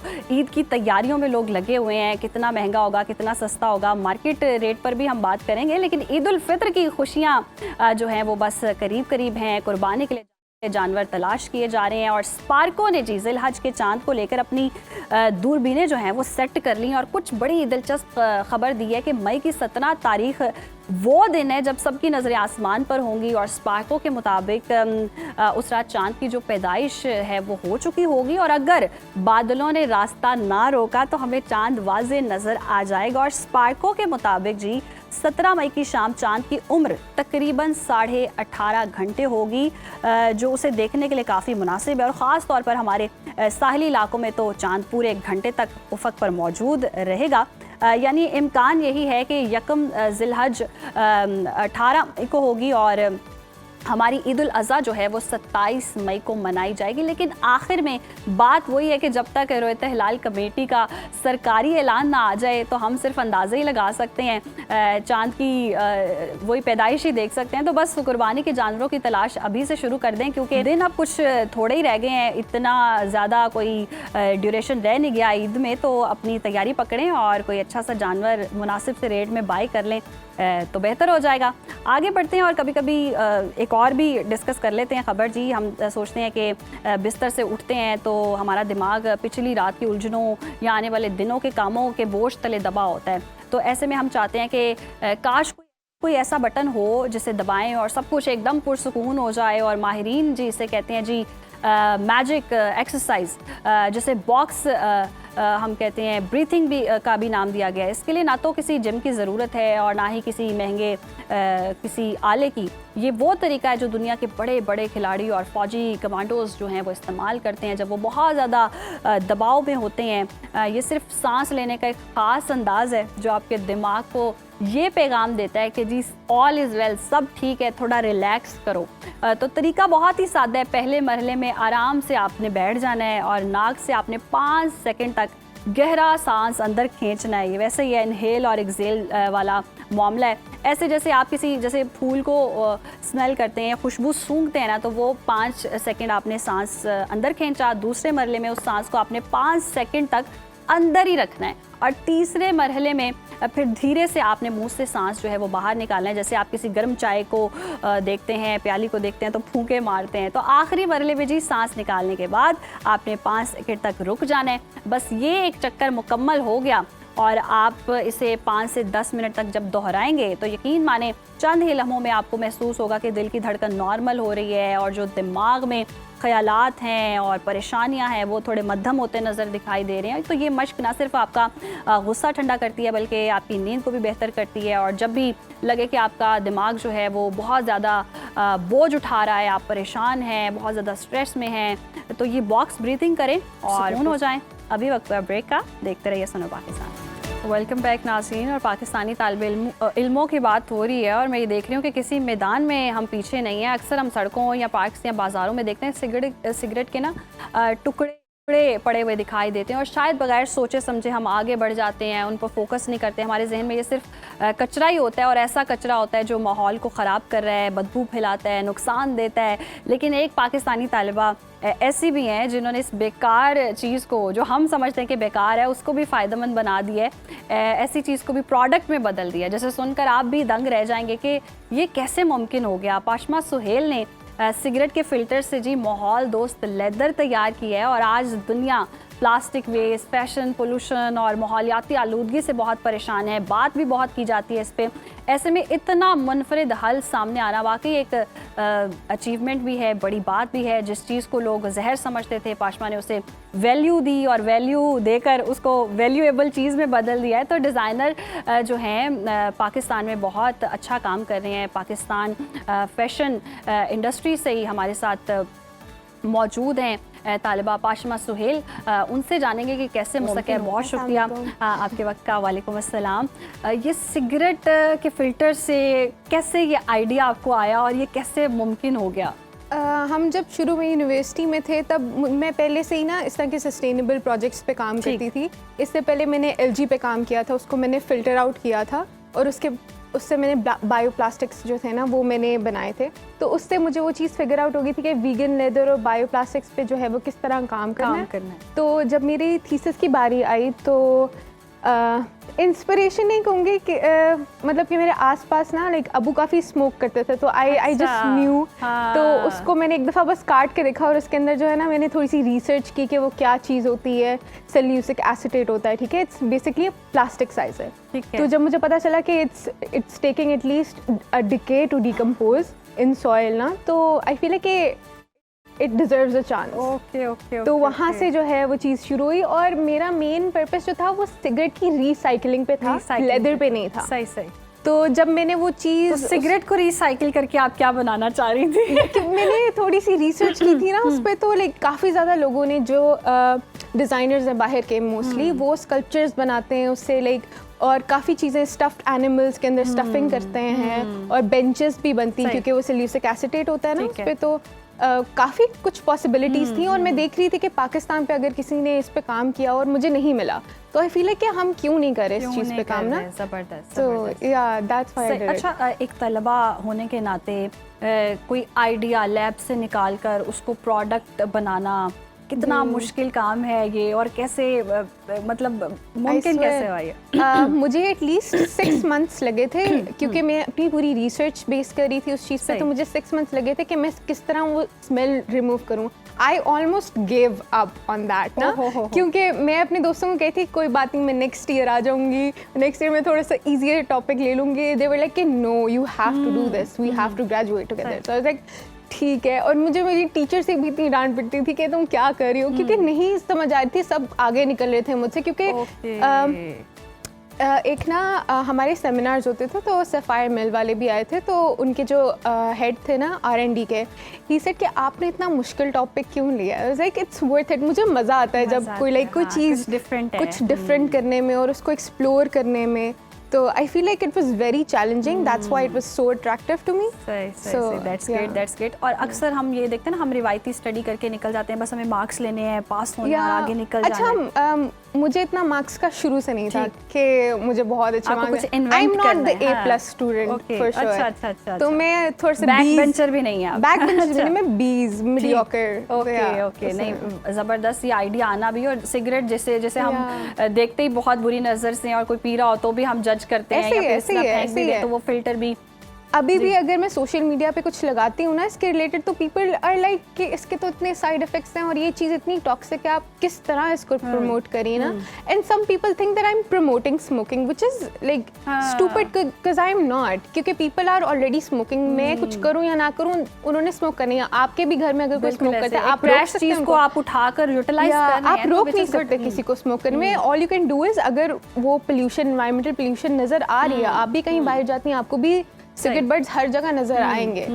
तो वो चीज़ एग्जिस्ट करती है। और अगर हम कहें कि इसका तो कोई सोल्यूशन ही नहीं है और you know it's just a waste, तो वो नहीं, वेस्ट को यूटिलाइज करना इज समथिंग वेरी डिफरेंट। और ये अचीवमेंट है आपकी, जिसको सराहना चाहिए। क्रिटिसाइज करने वाले तो खैर हर चीज़ को क्रिटिसाइज के, सांस भी लो तो क्रिटिसाइज कर रहे हैं लोग, तो वाकई ये बहुत एक डिफरेंट चीज़ है। लेकिन वाकई जहरीला भी समझा जाता है वो, उसको फिर कैसे मतलब बनाया इस तरह का प्रोडक्ट कि वो यूजेबल भी हो सके। लेदर में कैसे ये बदल गया, ये मेरे लिए बड़ा एक पहले तो ये था कि उसको एक बहुत हैवी केमिकल्स के साथ आप साफ करते हो, ठीक है। और उसके पूरा प्रोसेस है कि it takes at least 6 times to like rewash it, और वो सारा उसको प्रोसेस में जो है।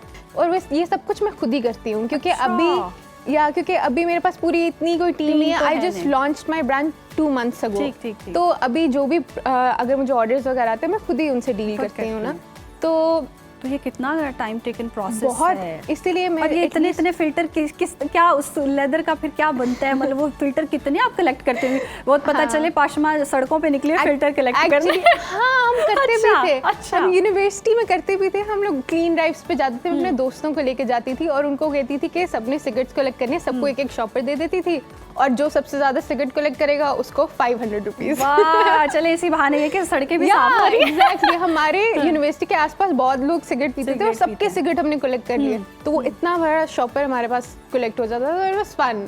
ठीक। तो अच्छा, आप वो बता रही थी कि फिर कितना टाइम लगता है इसको साफ करने में? या क्या उसको procedure साफ है? करके फिर उसके बाद ऑर्गेनिक बाइंडर्स के साथ उसको नेचुरल सॉफ्टनर्स के साथ उसको मिक्स करके एक पूरा मिक्सचर बनता है। फिर उसके अंदर सिगरेट बट्स ऐड होते हैं और ये भी नहीं है कि मैं उनको टेस्ट नहीं करवाती, पहले मैं उनको टेस्ट करवाती हूँ। जब मैं उनको रिसाइकिल कर लेती हूँ ना, उनको टेस्ट करवा के फिर मैं अपने लेदर में डालती हूँ, क्योंकि लेदर जो जिन चीज़ों का बन रहा है इट्स ऑल ऑर्गेनिक। ठीक है। तो वो एक पील ऑफ सरफेस बन जाती है। तो फिर it's not an actual leather, क्योंकि काफ़ी लोग मुझे ये भी कहते हैं कि इट्स नॉट ए लेदर, आप इसको लेदर क्यों बोल रही है ना। तो वो फिर लेदर कहाँ यूटिलाइज होता है, उससे फिर क्या आगे बन सकता है कि जो Yeah. चीज़ सेलेबल भी होती है? एग्जैक्टली उससे मैंने बैग्स बनाए हैं, उससे मैंने एंट्री प्रोडक्ट्स में वॉलेट्स बनाए हैं और जैकेट बनाई हैं, क्योंकि इट्स फन। वाकई इट्स वेरी फन यार। Yeah. मतलब मैं तो ये सोच रही हूँ कि अब ये बहुत मेरा थीसिस एक्चुअली होम टेक्सटाइल्स हाँ. पे था। मैंने पूरा एक सोफा बनाया था हाँ, सिगरेट्स हाँ, का हाँ. और टेबल बनाया था। उसके बाद आगे जब मेरा थीसिस खत्म हो गया, उसके बाद मैंने एक्सप्लोर किया कि इसको थोड़ा सा फैशन में भी एक्सप्लोर कर में, सकते हैं। तो यार इट वाज फन। अच्छा, तो इन चीज़ों की लाइफ कितनी होती है? क्योंकि लेदर के बारे में तो हम Exactly. सुनते हैं ना कि बहुत ही इन चीज़ों का मेन पर्पस जो होता है इट्स टू डिकम्पोज, ठीक। कि आप वो सॉइल में आराम से घुल जाए, इको फ्रेंडली हो। तो इस चीज़ की अभी इतनी नहीं है कि ये बहुत लास्टिंग है, और मैं चाहती भी नहीं हूँ कि ये लास्ट हो। Lasting. आई थिंक इसकी एक अच्छी बात ही यही है कि इट डजंट लास्ट। ठीक है। और जिस तरह चमड़े का लोग यूज़ करते हैं, animal skin, exotic skin, skin हाँ, यूज़ हाँ, करते हैं और हाँ. उनके बैग्स बनाते हैं, वो तो इतने महंगे उसको सेल करते हैं, एटलीस्ट लाइक $1,000-2,000 में। तो आई फील है कि इट्स नॉट वर्थ इट, कि अगर आप किसी सही। जानदार चीज़ को उसके लिए मार रहे हैं तो it's not worth it, it's not luxury to me. सही। चलें, वो चमड़ा तो एज सच हम देखते हैं कि उस तरह से उसकी यूटिलाइजेशन हो जाती है। आगे कुर्बानी आ रही है, ईद कुर्बान है, तो वो लेकिन चमड़ा मेरी कहीं ना मेरी कहीं बात वहाँ use सुने, हो आई जाएगा। नो, लेकिन अगर हम एक जानदार चीज को मार के उसके मार के चमड़े obviously उसके जैसे, चमड़े से अगर हम कोई चीज बना रहे, तो वो कैसी कुर्बानी? It means that you don't respect that animal जो जिसको आपने कुर्बान नहीं नहीं, ईद कुर्बान पे जो हम जानवर कुर्बान Yeah, करते हैं, जो लेकिन हमारा उसका leather banana is still not right. Religiously हमारा है, Yeah. लेकिन ऑब्वियसली वो आगे एक प्रोसीजर जो भी चलता है वो तो Exactly. एक अलग बात है। लेकिन यस, वेस्ट से कोई चीज़ निकाल कर बनाना, जी. दिस इज समथिंग डिफरेंट, जो Yeah. कि वाकई अप्रिशिएटेबल भी है। पर तनकीद भी बहुत लोग करते होंगे, क्योंकि सिगरेट से रिलेट है, तो वो खातून को जज भी बहुत किया जाता है। लगता है सिगरेट बहुत पीती होगी, इसने पीते I पीते don't smoke सोचा at होगा। all. अच्छा। I don't smoke. I don't vape. I don't smoke. कुछ भी नहीं. It's just not entertaining to me. Entertaining, okay, good. अच्छा, ये जिस तरह से आप बता रही हैं कि इतना कोई शेल्फ लाइफ इनकी नहीं है, Yeah. तो सेल भी की हैं कुछ प्रोडक्ट्स? हाँ जी, मेरी ज़्यादा टारगेट ऑडियंस बाहर की है। ठीक है। ठीक है, तो मेरे लाइक मैन्युफैक्चरर जानने वाले भी हैं, वो अपनी पॉपअप शॉप में रखते हैं मेरे बैग्स वगैरह, तो ज़्यादा वॉलेट्स, और वहाँ के लोग बहुत अमेज होते हैं इस चीज़ को देख के ना, तो लाइक ज़्यादा मेरी सेलिंग वहीं से ही होती है। तो या और अब तक का आपका बेस्ट प्रोडक्ट कौन सा बना है जो वाकई जिस पे मेरी भी अब नज़र हो फिर? I think it's the waste, जो अच्छा। मैंने सबसे पहले बनाई थी। उसको मुझे बनाने में 4 ट्राइज लगे थे। लाइक वो बार बार ख़राब हो रही थी, और क्योंकि मैं भी अभी इस चीज़ को थोड़ा सा एक्सपेरिमेंट ही कर रही थी ना, तो वो परफेक्ट चीज़ नहीं बन और रही थी। वाकई मुझे बड़ी ना- ज़बरदस्त बात है कि एक आइडिया हो, उसको लैब में लेकर जाकर एक प्रोडक्ट बनाकर मार्केट करना भी बहुत ज़बरदस्त काम है। तो मार्केट करते करते अब कोई सबसे महंगा बैग कोई ऐसा हो जो शेयर करें आके? आई थिंक मेरा कॉर्सेट सबसे महंगा था। अच्छा, या कोई बताएं भी ना हमें कोई। वो $1,000 का मैंने अच्छा, लगाया था, वाओ, ज़बरदस्त। क्योंकि आई फील है कि अगर हम उनसे कम्पीट करें तो हमारी वर्थ भी उतनी होनी चाहिए। अगर मैंने मार्केट में ऐसी चीज़ नहीं देखी कहीं, तो आई फील लाइक उसकी वर्थ फिर हम ही डिसाइड करेंगे। और मैं चाहती हूँ कि लोगों को पता चले कि ये पाकिस्तान से, मेरे ब्रांड के साथ भी पाकिस्तान लगता है, because I want people to know that this came from Pakistan. अच्छा यार, ये एक चीज़ और भी डेंजरस मुझे लग रही है कि कितने सिगरेट लोग पीते होंगे, तो वो छोटा छोटा फिल्टर कलेक्ट करके क्या बनता होगा। तो ये आप दिनों में महीनों में कलेक्ट करती हैं। देखी है कि रोड्स पे इतने ज्यादा सिगरेट्स पड़े कैसे होंगे? फिर आप वो खोखे पे जाती हो जहाँ सिगरेट लोग। मैं गई थी, हम लोग काफी ज्यादा, हमने लाइक इंटरव्यूज भी किए थे क्योंकि मेरा थीसिस था, तो उसके लिए बहुत इंपॉर्टेंट थी ये सारी रिसर्च करनी ना। तो मैं खोखों पे भी गई थी अपने दोस्तों को साथ लेके, उनके मैंने इंटरव्यूज किए कि ये बर्ड्स जाते कहाँ है ना, कि और वो कहते कि लोग स्मोक करके उधर ही नीचे फेंक देते, और मुझे नजर भी आ रहे थे।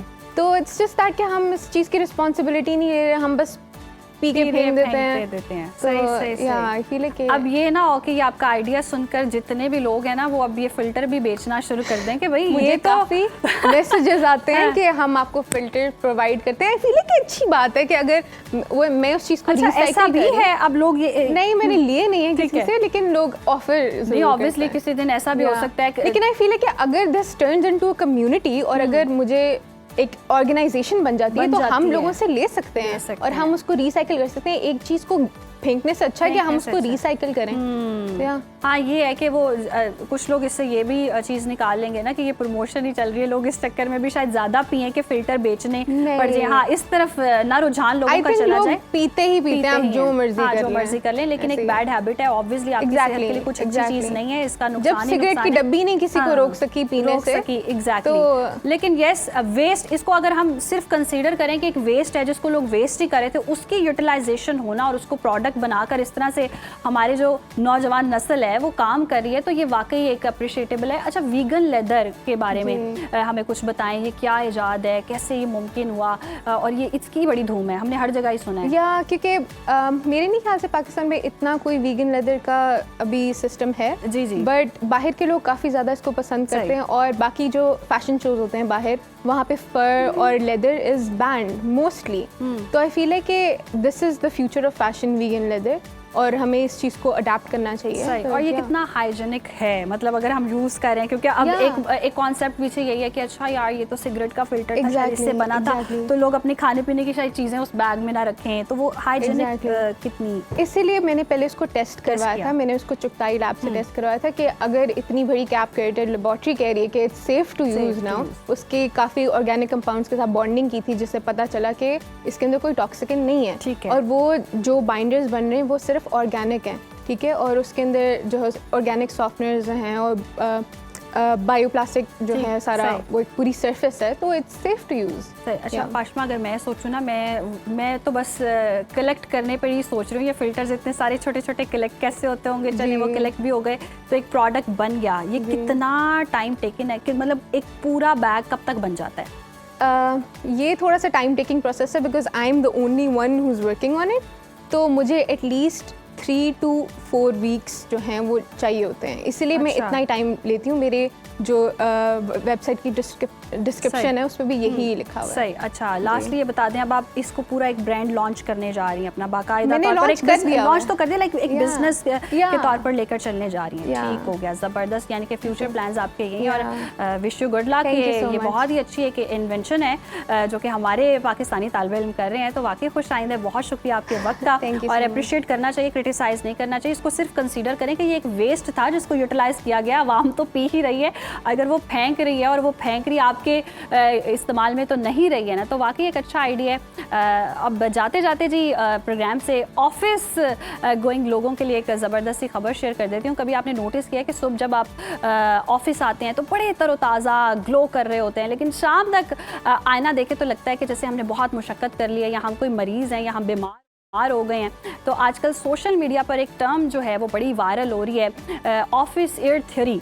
ये सिर्फ एक वहम नहीं है, बल्कि इसके पीछे ठोस साइंसी वजूहात मौजूद हैं। जो हमारे सरों पर हम देखते हैं ना, फ्लोरेसेंट लाइट्स लगी होती हैं, वो खामोशी से हमारी जिल्द पर असरअंदाज हो रही होती हैं, और ऐसा लगता है जैसे दफ्तर की ये जो 4 दीवारें हैं हमारी सारी तवानाई, हमारे चेहरे की रौनक जो है जज्ब कर रही हैं। तो ये जो बेरौनकी और दिन के अख्ताम पर नज़र आने वाली थकन है, वो दरअसल इस मसनूई माहौल का नतीजा होती है जिसमें हम अपना पूरा दिन गुजार रहे होते हैं। और माहिरीन माहिरीन बताते हैं कि दफ्तर में लगी ये जो लाइट्स हैं वो मामूली मिकदार में यूवी जो रेजेज़ हैं, शुआएँ हैं, वो खारिज करती हैं जो जल्द की उम्र को बढ़ाने का सबब बनती हैं। तो रही सही कसर हम एसी के थ्रू पूरी कर लेते हैं, एसी हमारी जल्द को खुश कर रहे होते हैं, तो जो बार बार रिसाइकिल होती रहती है ना, ये जो हवा है, ये एयर है जिसमें कार्बन डाइऑक्साइड की सतह भी है वो भी बढ़ जाती है। तो नतीजा यही होता है कि हमारी आंखें बोझल होती हैं, बाल खुश्क होते हैं, जल्द जो है बेजान होना शुरू हो जाती है। और इसका मतलब तो ये नहीं है कि हम काम करना छोड़ दें, तो बस थोड़ी सी अकल इस्तेमाल करें, काम के दौरान थोड़ी देर के लिए खिड़की से ताज़ा हवा ले लें, पानी का ज़्यादा इस्तेमाल करें, हाइड्रेट रहें और कोशिश ये करें कि जल्द पर मॉइस्चराइज़र लगाएं और छोटी छोटी तब्दीलियां करके आप अपने दफ्तर में भी तरोताज़ा रह सकते हैं, ग्लोइंग रह सकते हैं, फ्रेश रह सकते हैं, शाम तक आप बीमार नहीं लगेंगे। मुझे दीजिए इजाज़त, आज के प्रोग्राम से कल फिर होगी मुलाकात। अल्लाह हाफ़िज़।